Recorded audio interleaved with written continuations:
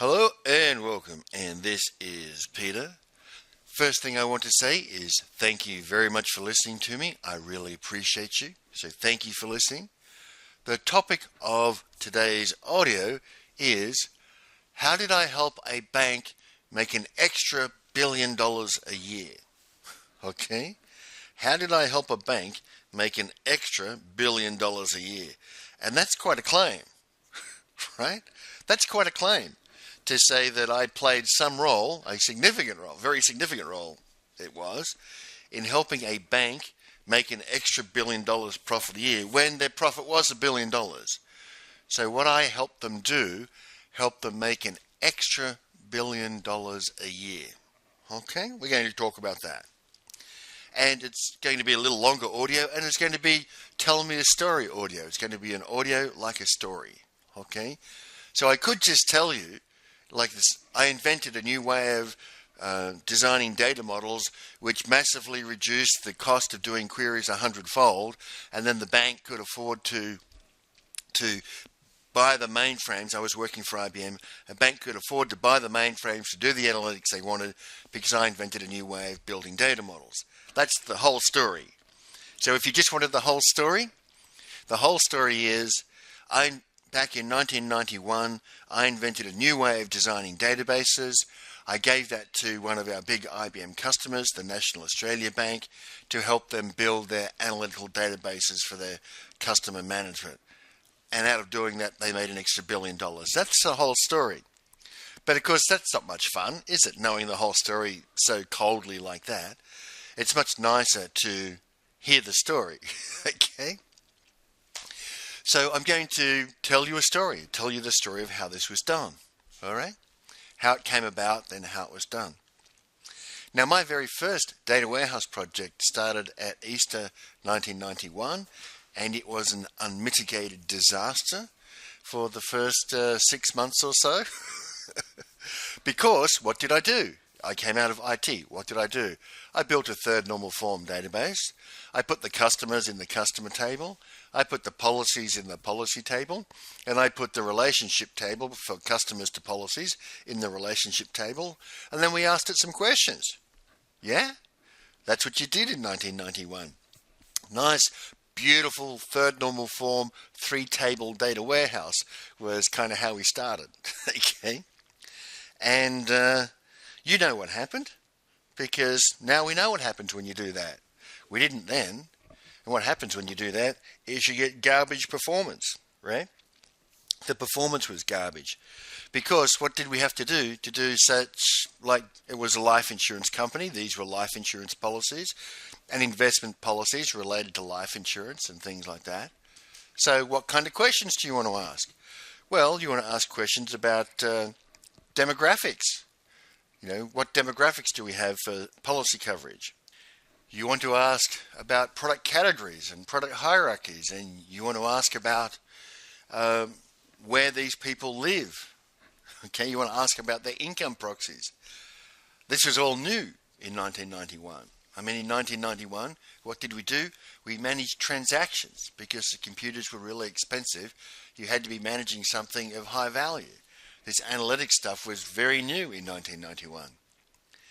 So the upshot of that was, every time we asked these 3 tables a question, well, that took about an hour, and it cost in Australian dollars at the time about $400, because the mainframe was paid for on a chargeback basis. When the business was given accounting codes for their systems, and when the system consumed some mainframe resources, then the accounting code would be chalked up to that business unit, right? And so it was costing $400 per question. And the customer was like, love what you did. It's providing us great information, but we can't afford an hour and $400 every time we want to ask a question. So you guys at IBM have to make this go faster, or we'll talk to the guys at Teradata because they're telling us they can do it faster, cheaper, better, right? And so with the threat of Teradata being dangled over the top of us, because that's what you do when you're a customer, I was given the task of setting about figuring out how do we take these they had 1 million customers, 1.1 million enforced policies, and 1.1 million. Yeah, 1 million customers, 1.1 million enforced policies, and 6.4 or 5 million rows in the relationship table in the middle. And we're trying to do this analytics, okay? So me being a young IBM systems engineer, still wet behind the ears, I went around all the senior guys and said, well, this is what we've got, and these are the questions we're asking, and this is the consumption on the mainframe. Can you guys help me? You're the guys who know more about DB2 than me. And they all went, no, you've done exactly what I would do. There's nothing extra to be done here apart from them to buy a lot of hardware, buy more hardware. And I'm like, well, they're not going to buy another engine just to do these queries. That's kind of out of the question, right? They're quibbling over $400 per query. They're not going to put down $2 million for an engine to get this to go faster. So we have to do better. And everyone went, no, we don't know how to do any better. So I thought about the problem, and I was starting to notice the patterns of the queries and how they started at a high level and when drilled down to a low level, all that sort of stuff that you start noticing when you first start looking at doing data analytics, right? So the idea I came up with at the time, remember this is 1991, and the idea I came up with at the time was let's prepare all the data, and this was all on tapes, prepare all the data, and then let's create summary data which answers questions at multiple levels. So we have a high level we have a stack of summaries, and we had about 10 or 15. We'll have a stack of summaries, all complete, all containing all data, but as you go down the levels of summaries, more of the fields, more of the dimensional fields are filled in. So we had just one table, and we would fill these dimensional fields in and expose them through views. So to the user, it would look like I had 15 tables, but I actually had one table. It had a level column at the front of it. The user could figure out which table he wanted by looking at the fields on it. So the users would learn, well, if I wanted information at this level, I got to go to this table, right? And if I want information at this level, I got to go to this table. And they would learn that soon enough. So we did this. Now, underlying inside DB2, of course, we had a level column, and the level column was in the where clause of the view, and the physical table was partitioned manually by the level column.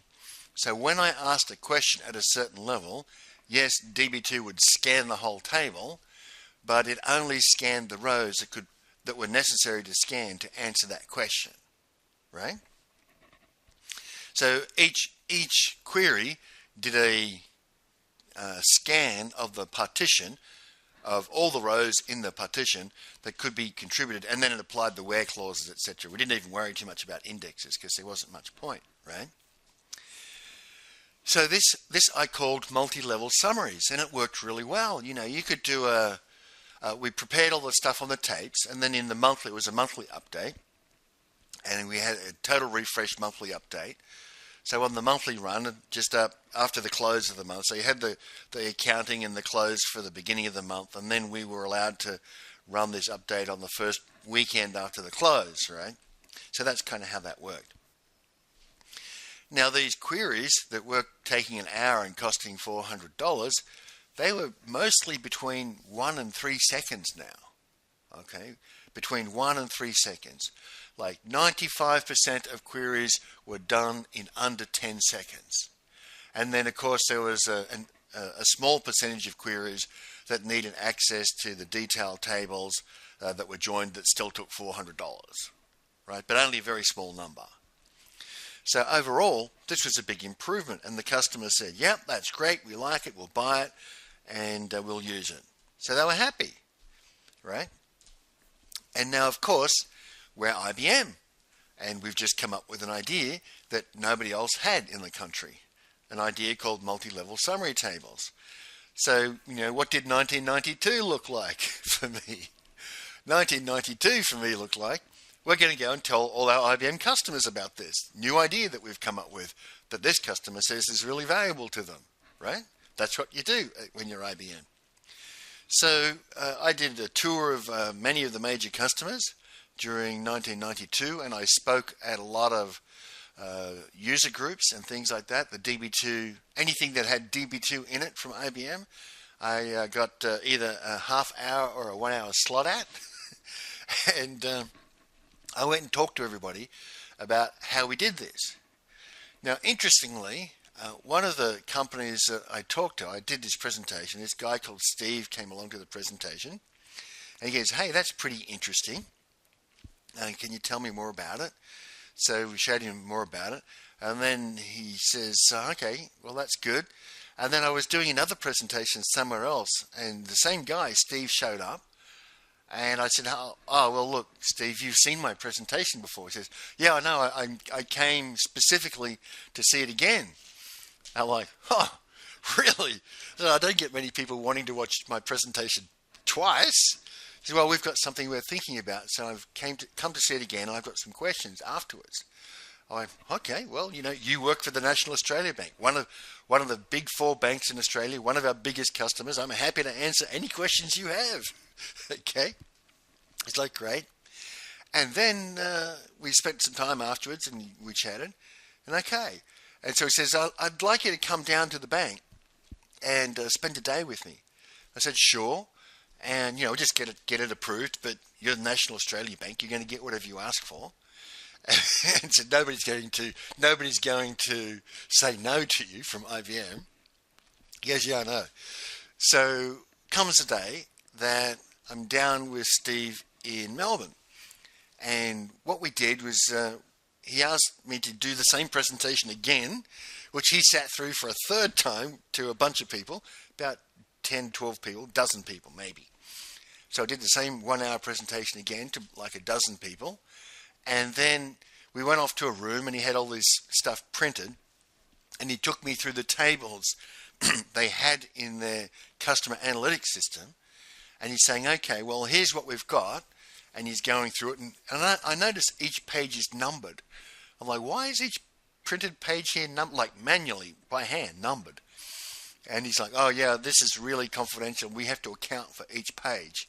He said, "When I leave here today, I've got to go back and account for each page. So don't be taking any of them." I'm like, "Well, of course not." And so he was taking me through all the pages of the data model. We got a whiteboard, and so I'm drawing pictures about how the summary levels could work and what we would be putting the summary levels. And from what they had, because they had a much more complicated set of systems than just a life insurance company, so they would have to build a whole bunch of different summary tables and merge data together and all this stuff. But we basically spent the day going through with me drawing pictures and explaining to Steve, "Well, if I was you, this is what I would do. Okay, given this information that you're putting in front of me. Obviously, you want to take this away and think about it and talk to other people.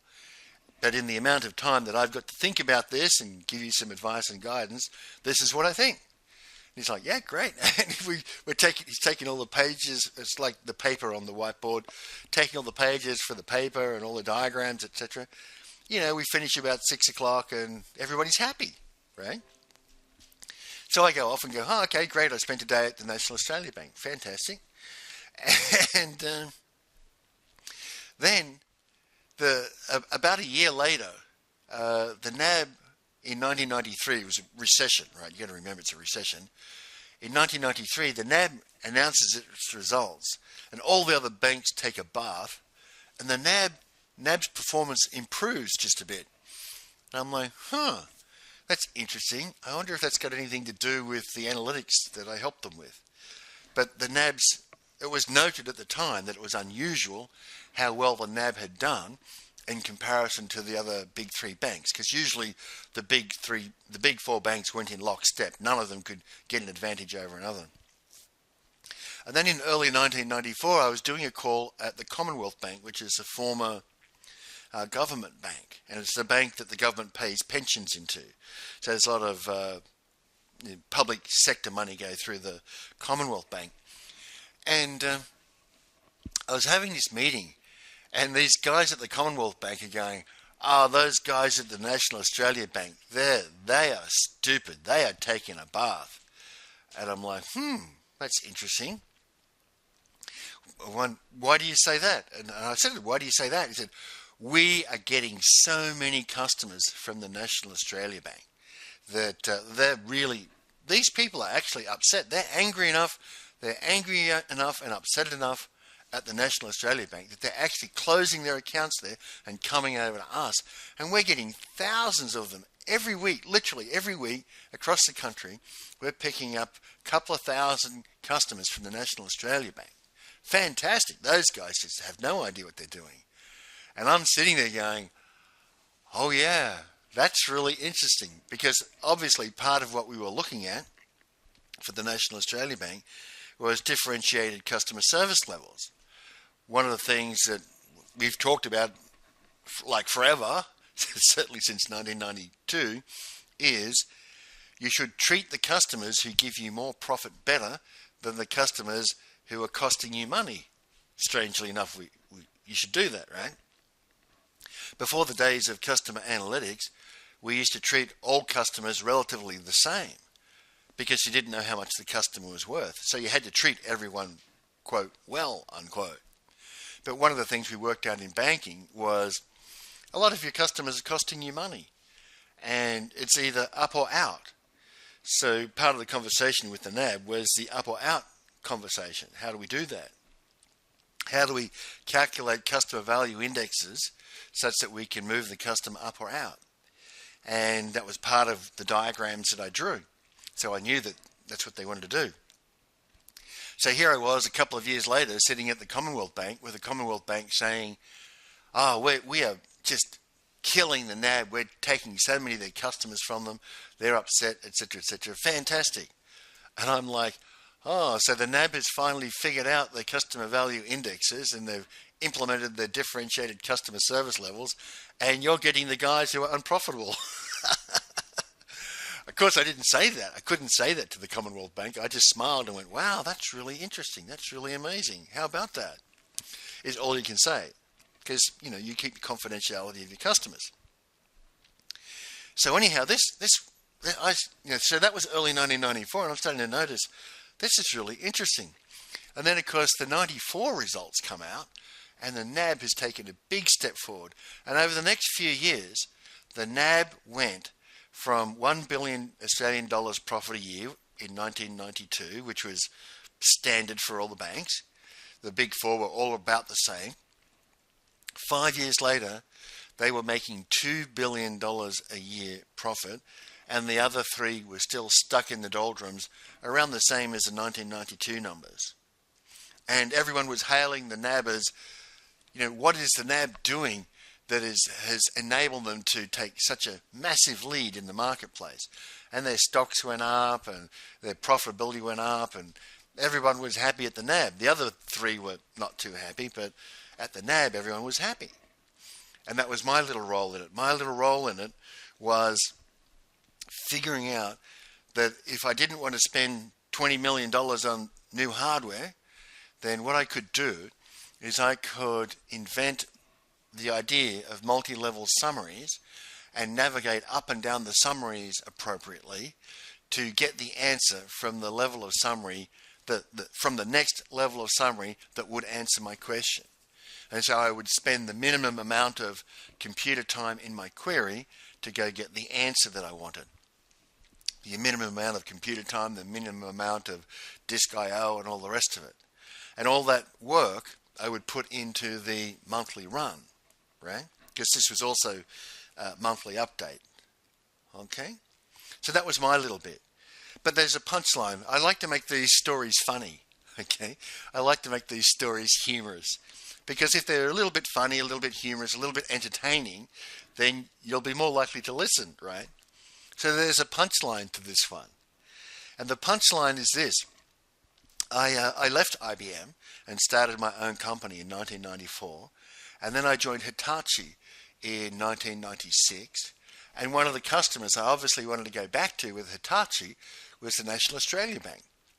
So finally, I convinced the branch manager in Melbourne to let me do a sales call at the National Australia Bank around data warehousing and business intelligence, because the National Australia Bank had now bought our Hitachi Skyline mainframes by this time.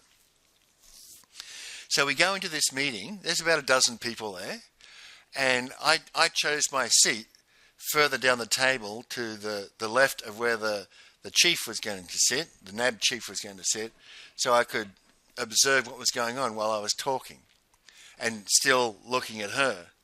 But I let the rep sit next to her, which was a mistake. I should have made the rep sit next to me, and that'll come out in the story.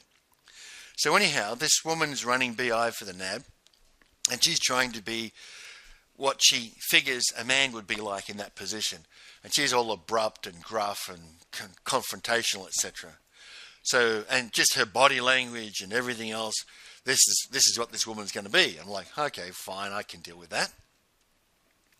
So we all sit down, we do the hellos and welcomes and shake hands, etc., etc. And we all sit down, and this woman opens with, so, Mr. Hitachi, why should we listen to you about anything about business intelligence? What do you got that you could tell us? Kind of very arrogantly. Okay? It's like, why should I be listening to you? Why are we having this meeting, and why should I be listening to you? And I said, oh, that's really easy, because I'm the man who gave you the ideas to increase your profit from $1 billion a year to $2 billion a year. That's why you should be listening to me. And she looked at me and said, do you have any, really arrogantly, do you have any evidence for what you just said, sir? And I go, sure, because Steve, the guy I'd given the information to, was sitting at her right hand, was sitting right on her right-hand side. And I said, sure, Steve is the man I gave the ideas to. And she turned around and looked at him, and he went, yep, Pete's the man. She goes, really? He said, yep, he's the guy that gave us the ideas that helped us get to where we are today. He's the guy. And she's like, huh, okay then, Mr. Nolan. Well, why are you here? Thank you for what you did. Why are you here? And I said, well, interestingly enough, we haven't been idle in the last 5 years. I said 5 years ago, Steve and I sat down and I gave him some ideas about what I thought you could do as an IBMer and an IBM customer, what I thought you could do to improve your analytics for your business performance and therefore improve your business performance. And turns out you have with those ideas, right? She goes, well, yes, that's happened. Well, I'm here because in the last 5 years, we've invented some new ideas. And we have some new ideas which are better than the ideas I gave Steve 5 years ago, because we've been working on this over the last 5 years, and I'm here with Hitachi now. You're a large Hitachi customer.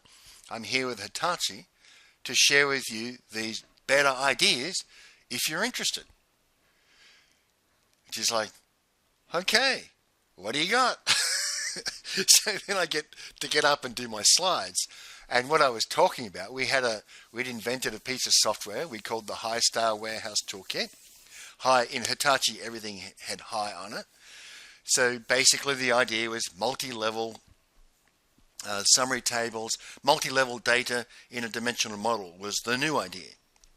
And, as I went through it, and I explained to Steve, for the other people, because Steve was the person who knew this best, I said, it's really just like taking all the dimensional information, splitting it out into different tables, adding hundreds of new attributes in those dimension tables, maintaining them all at summary levels so that you can access your transactions up to the highest level summary through all these extra attributes.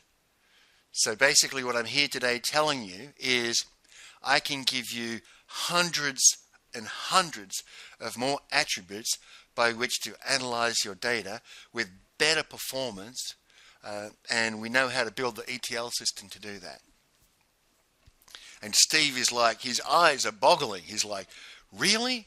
We can do this? We know how to do this? I went, yep. I said, what we gave you 5 years ago, were the best ideas I had at the time, but they are the Model T next to the Ferrari.